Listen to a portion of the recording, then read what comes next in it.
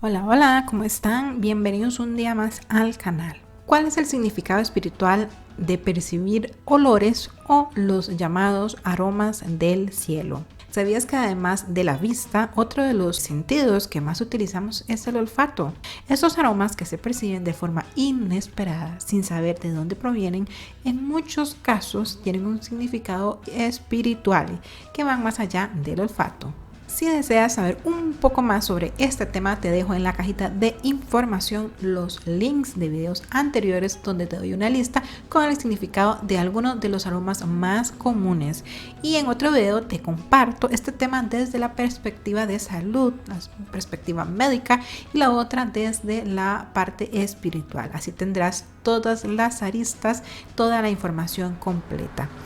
Pero en este video te voy a compartir los aromas de las llamadas santidades que desprendieron olores espirituales al morir.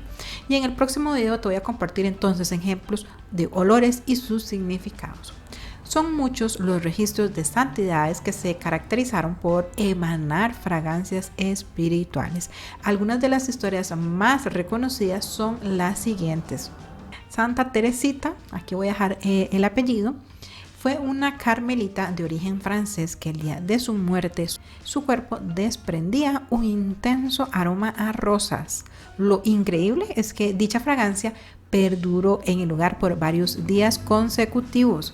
Meses después, durante la exhumación del cuerpo, aún emanaba ese olor a rosas. Pasemos al siguiente ejemplo. María de los Ángeles, una capuchina de procedencia italiana, ella fue capaz de emanar de su cuerpo un dulce aroma y durante su éxtasis se podía ver cómo levitaba por un largo tiempo, según se dice. Otro de esos ejemplos es Santa Teresa de Ávila. Una de sus principales particularidades es que era posible percibir un intenso olor a rosas que emanaba de su cuerpo. San Gerardo de Maiella.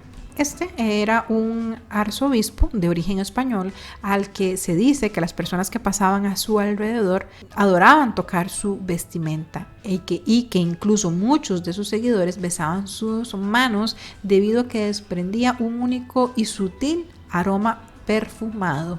San Pío de Pietrelcina, una vez fallecidos sus restos, desprendían un fuerte aroma que según sus creyentes le decían un fragante y celestial aroma. Este perfume se mantuvo una vez finalizada su exhumación. Pero estos son algunos de los casos, hay muchísimos, pero es para dar una pincelada. Ahora vamos a pasar a las características de los llamados olores a santidad.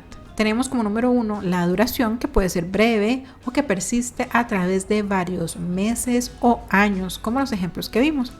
La fragancia, mayormente son florales o dulces, como por ejemplo rosas, azucenas, violetas, incienso. El lugar, ya sea que se diera en vida, como en muchos de estos ejemplos, o después de morir.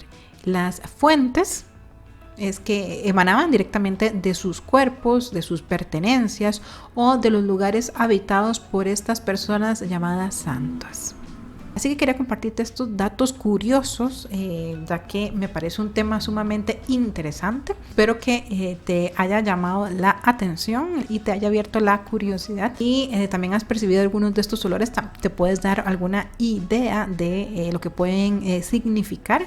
Como te digo, abajo te dejo los links de algunos de estos videos y más adelante te voy a compartir el significado de los olores en concreto. Pero bueno, dejamos hasta acá y sin más, nos vemos en el próximo video. Chao.